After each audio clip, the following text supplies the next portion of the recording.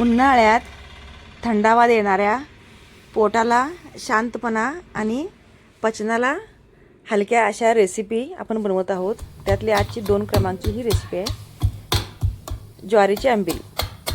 एका परातीत मी आता काय केले, थोडे जिरे घेतलेत आणि 8-10 लसणाच्या पाकळ्या घेतल्यात आणि त्या चांगल्या आता मी बारीक बारीक म्हणजे अर्ध्या कच्च्या अशा बत्त्यानं ठेचून घेत आहे.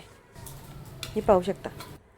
हे असं व्यवस्थित ठेचायचं आणि एका वाटीत काढून घ्यायचं. हे सगळं मिश्रण आपण ज्याचा आंबील बनवणार आहोत त्यासाठी आपल्याला हे कच्चंच वापरायचं असते. तर आजची आपली दुसरी रेसिपी आहे.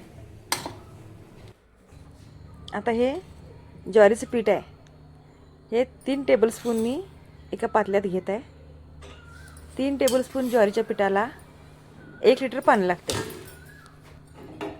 आता सगळं आपण काय करायचं, थोड्या पाण्यात आता आपल्याला हे मिसळून घ्यायचं आणि मग ह्याच्या गाठी बिटी सगळ्या फोडून घ्यायच्या व्यवस्थित ह्या पाण्यात हे ढवळून. आणि मग नंतर आपण पाण्याची क्वांटिटी वाढवायची. पाहू शकता तुम्ही, सगळ्या अशा गाठी अशा हळूहळू फोडून घ्यायच्या. सगळं पाणी आणि आपलं पीठ एकजीव व्हायला पाहिजे इतपत हे ढवळून घ्यायचं.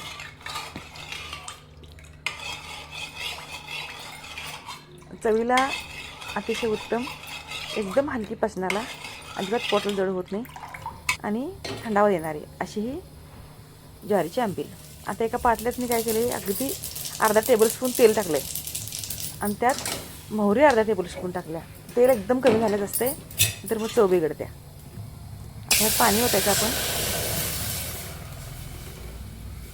किंवा आपण जे आता घोल बनवला आहे तोपर्यंत टाकून घ्यायचा.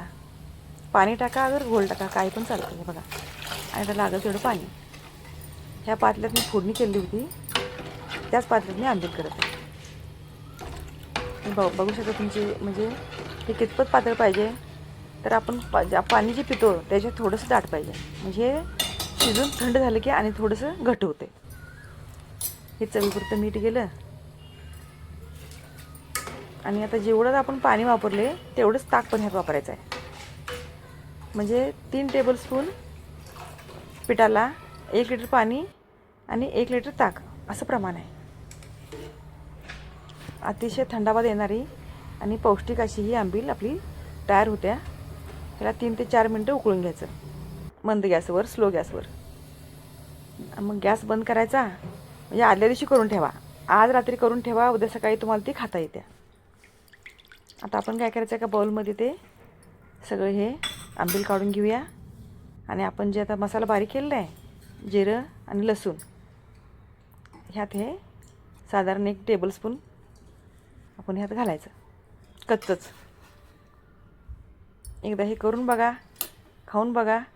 माझी ही रेसिपी जास्तीत जास्त लोकांपर्यंत शेअर करा आणि माझ्या चॅनलला सबस्क्राईब करा. पाहू शकता तुम्ही, हे ताक आहे. ताकात आपण ओतायचं. ताक मिक्स करूनच खायचं असते.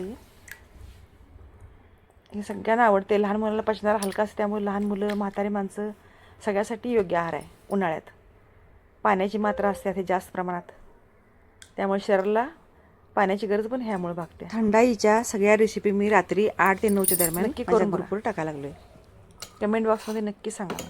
धन्यवाद. लाईक, शेअर, सबस्क्राईब करा.